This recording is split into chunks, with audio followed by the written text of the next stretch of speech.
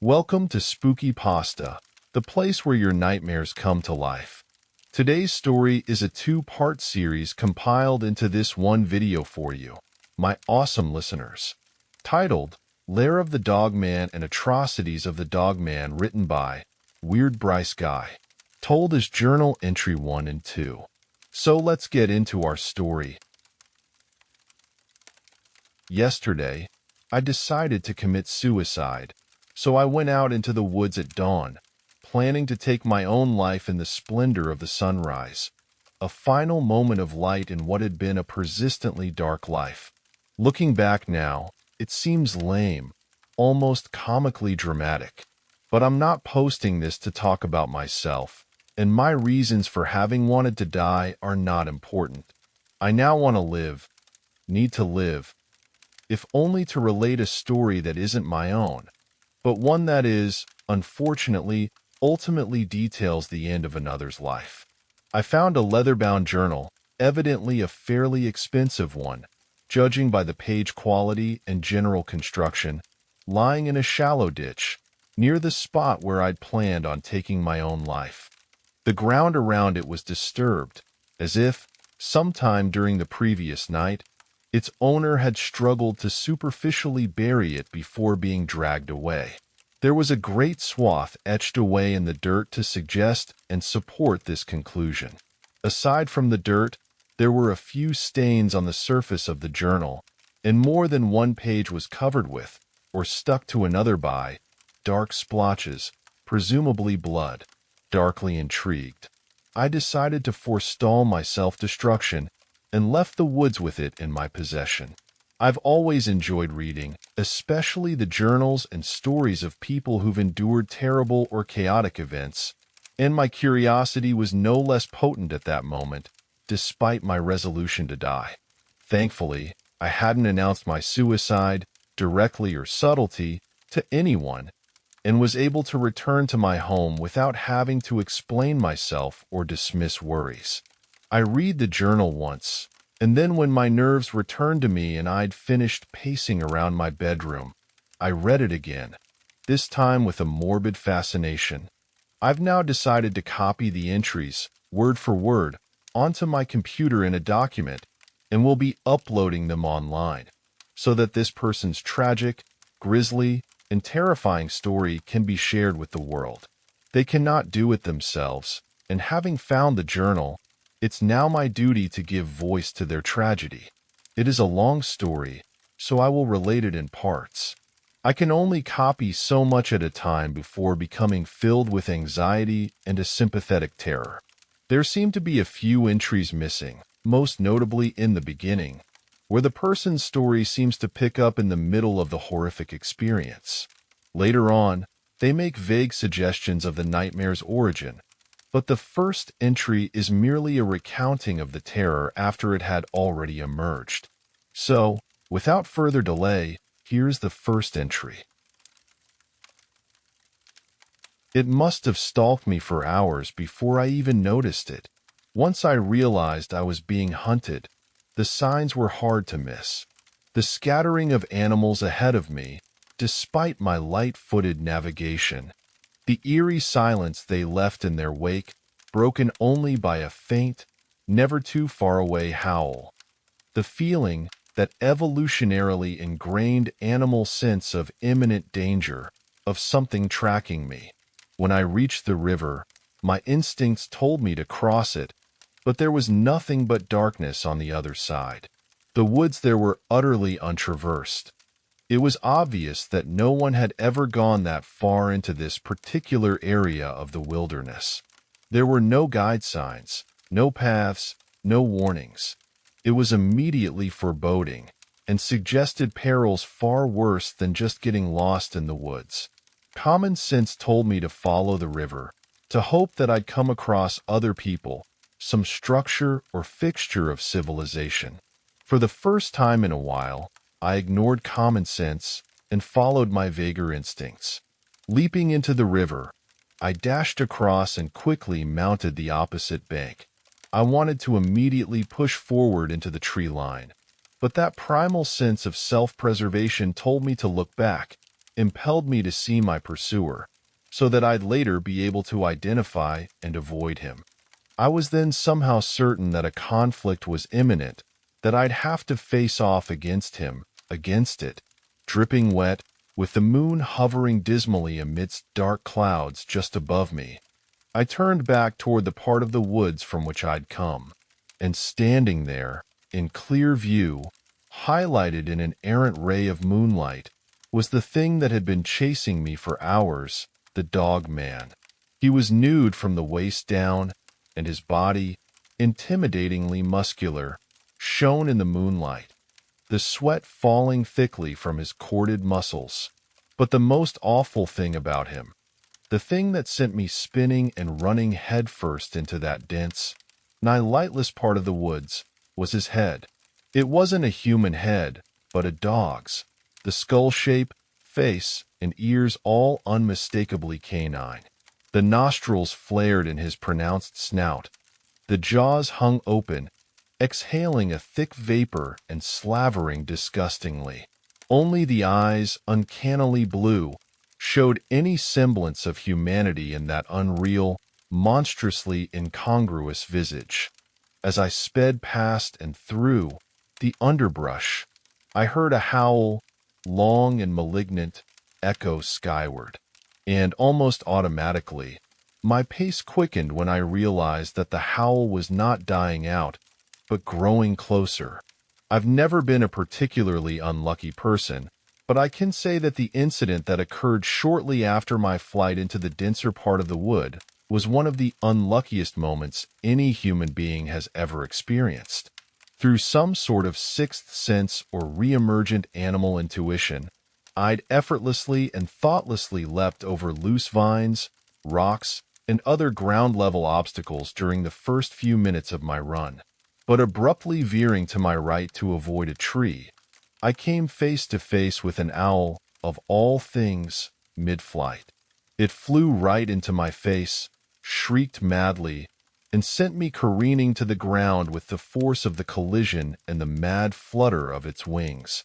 Dizzied, I watched it arc toward a tree and perch itself upon a branch, where it then began to hoot loudly and obnoxiously, as if meaning to spitefully alert the Dogman of its interaction with me.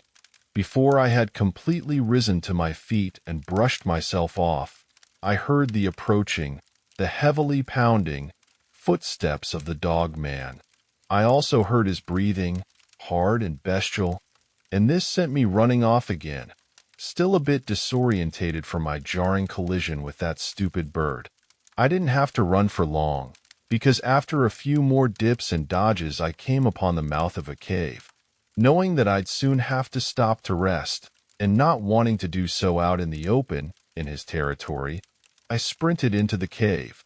The moon's light only reached a few feet into the interior, and then there was just total blackness beyond that. I slowed and extended my hands out sideways, so that I could feel along the walls, which were fairly narrow. The walls and the floor were dry, and more than once I felt my hands slip across the silken threads of some spider's, hopefully, abandoned trap. Eventually, after what seemed like an hour of slow and downwardly angled trudging, I sensed the space ahead of me open up.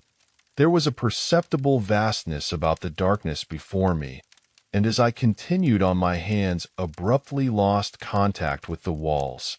Dropping them, I strode a little more surely ahead, confident that I had entered some sort of subterranean chamber. There were a few faint sounds high above me, though nothing sounded or echoed with any degree of clarity. I heard nothing behind me and felt somewhat relaxed. The Dogman seemed to have lost my trail. Now that things had calmed down, common sense then returned to me, demanding an audience, and I remembered that I had a phone. Before, my mind had been entirely focused on escape. No other thoughts but that singular impetus towards immediate survival had been formed. But now, standing in that lightless, curiously open space beneath the woods, I was able to think a little clearer. I pulled my phone out of my pocket, checked the reception, no signal, and turned on the flashlight feature. Sweeping the beam across the cave chamber's floor, I mostly saw a strangely smooth though definitely earthen surface, occasionally blemished by dark, unidentifiable stains. There were no objects that I could immediately see, though there were small, amorphous piles. It was hard to tell if they were collections of dust, ash, or clumps of fur. Not wanting to disturb them and leave evidence of my presence, I gave each little pile a wide berth where I could, and continued on further into the chamber, my light held out before me. Shining it up to the ceiling showed nothing, only a skyward gulf of blackness that my phone's light couldn't hope to overcome. Keeping it level with my vision brought the same results, though I was happy that I could at least navigate without fear of suddenly walking into a wall or off a precipice. Eventually, my foot struck against something and I froze. The sound of the object skittering across the surface echoed audibly throughout the cavernous expanse. Not a moment later, I heard a distant, inhumanly sustained howl, and realized with a sudden spike of terror that it had come from the mouth of the cave. Panicking, I swept my flashlight across the cave floor and eventually found the object, a leather-bound journal. Scooping it up so that I wouldn't again kick it, I then hurried further on, desperate to find some place to hide. My light bobbed back and forth, falling only on the perpetually flat, unexplainably smooth floor. All the while from behind, and growing closer, I heard that monster's ungodly shriek. Just when the howls seemed to enter and deepen in the chamber, becoming even more terrible in their suggestions of bestial insanity, my light fell upon a small mound of fractured rocks, a boulder that perhaps had fallen from some higher position years or even decades before. I turned off my light and crouched behind it. Not a second later, I heard the patter of bare feet on rock and the semi-human breathing of the Dogman. I listened motionlessly, whilst praying that my quickening heartbeat would not be heard by the beast. It seemed to sniff around for a moment, and I prayed that the sheer spaciousness of the room would serve to make the detection of my scent a little harder for it. After a few more moments of searching, it apparently gave up. The sounds of its scent-seeking nostrils were replaced by a strange, hoarsely guttural cachinnation, as if it had heard a sick joke or witnessed something morbidly funny. It went on for a few moments, then stopped as abruptly as it had started. After this, there was only a heavy, tension-filled silence, during which I imagined the creature stealthily stalking around the chamber in a renewed search of its prey. But after the passage of what couldn't have been less than 10 minutes, there was still only silence, and I ventured to peek around the rock's corner. Though the room was dark, I could still see the vague figure of the Dogman, and almost screamed aloud at the sight of him. Only a few feet away, he was crouched, with his arms across his chest so that the hands rested on the opposite shoulder, with his abominable head held down. In a posture that suggested sleep or a gesture of reverent contemplation. Against both instinct and common sense, I held out my hand and twiddled my fingers, desiring to know if it were truly asleep. When it didn't react to my baiting activity, a great weight seemed to lift from me. I didn't move from my hiding place, but allowed my body to relax a little. Using the light of my phone screen, not the flashlight function itself, I then examined the journal and found its pages entirely empty. There were no hints as to how it had come to lie on the floor of the cave, but it was obviously old. There was a smell of earth and agedness about it, and someone had apparently desired to use it at some point. An ink pen was taped to the back of it. Despite the Dogman's strange and sudden dormancy, I knew that it would be suicide to try and sneak past it. Neither did I want to venture deeper into the cave, where who knows what other horrors might lie. So, for now, I've decided to record what's happened to me in the journal, writing by the light of my phone. Its battery is at 40%, so I should have enough to last the night. And hopefully, by morning, the dogman will have gone back out or go deeper into the cave, which I suspect is his lair. I don't dare to sleep. I'm sure a wave of tiredness will soon come to me, but I'll just have to fight it. I do not want to die, certainly not at the hands of that unholy cross-species creature. Journal, second entry. I'm currently hiding in a small natural alcove in the lower chamber's rearmost wall, pinning what I fear may be my final entry, despite only being my second. The cave floor is a few feet below me, a small drop, but to drop down would nonetheless be a death sentence, because the floor is littered with human bones. There is absolutely no way I can drop down quietly, and it is just beyond the entrance to this chamber, conducting some strange though unquestionably obscene ritual before the altar beside the chamber's entrance. I saw the altar earlier, during my hasty descent into this subterranean chamber of the greater cave system. The altar is a crude thing, an oblong mound of rock over which the hide of an animal, I hope an animal, is tautly stretched, and atop this were several crude artifacts, all made of bone and other materials salvaged from once living creatures. There were other objects, what might have been candles, but I didn't stop to closely examine them. The dogman had just awoken, and against my earlier fears he began making his way deeper into the cave, rather than out of it. It was only by luck, some momentary lapse of sanity on his part, that I managed to scurry further into the cave.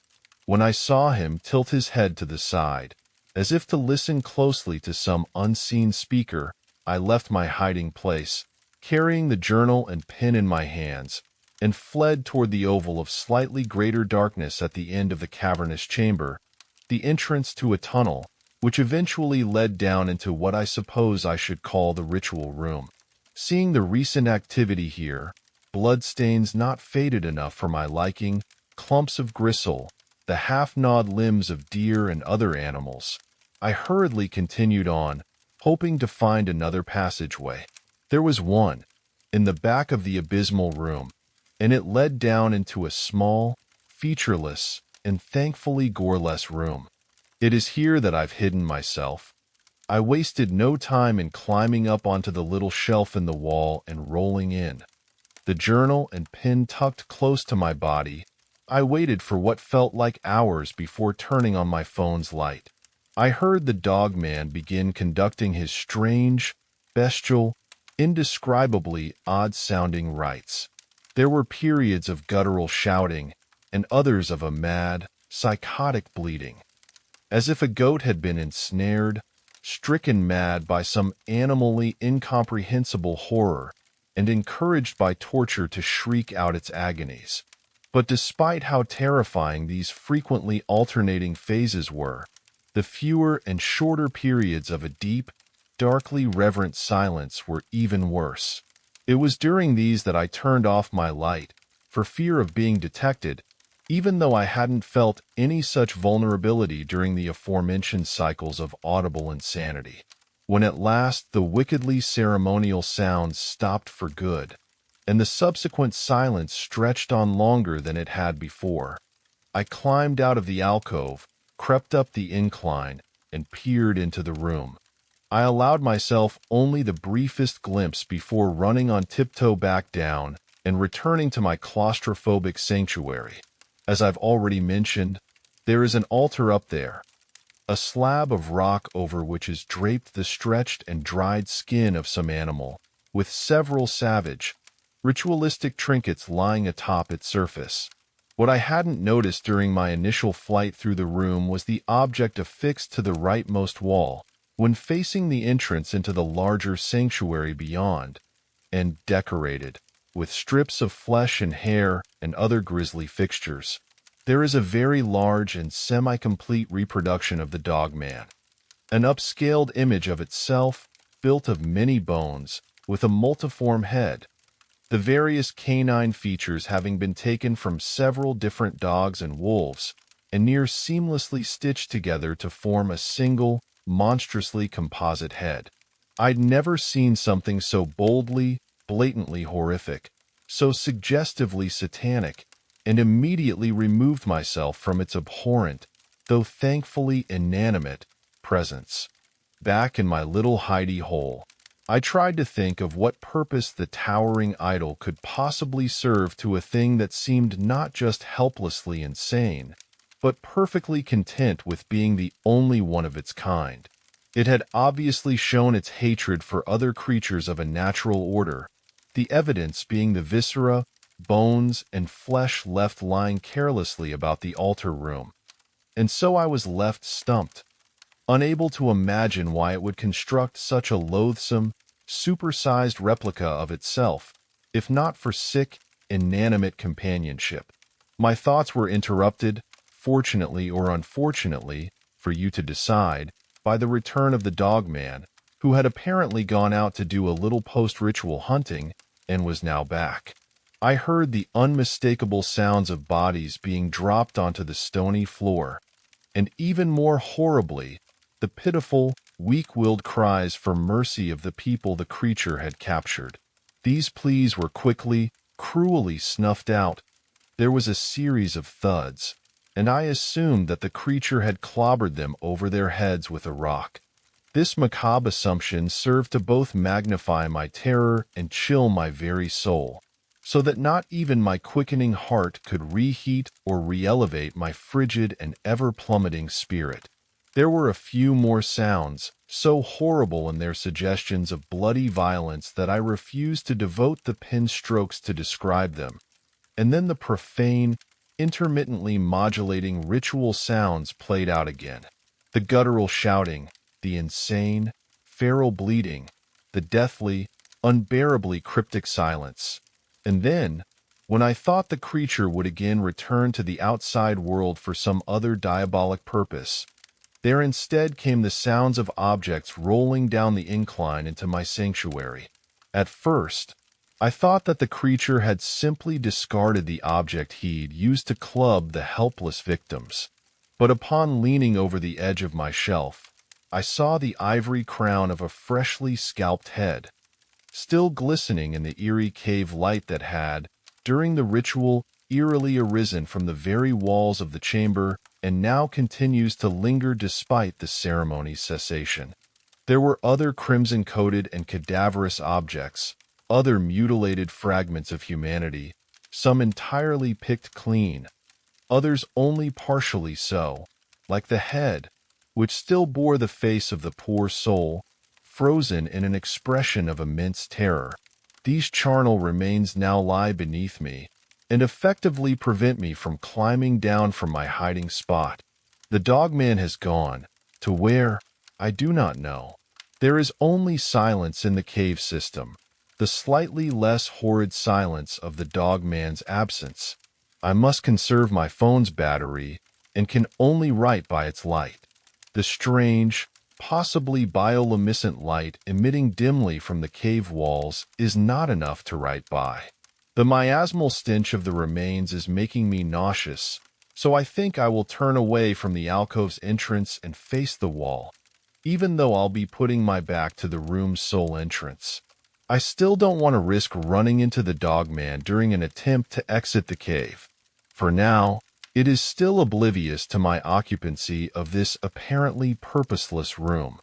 I will sleep for a few hours and hope for the best, even though I feel like with every hour that goes by, my chances of escaping this unholy place steadily dwindle. I doubt anyone will find this journal anyway.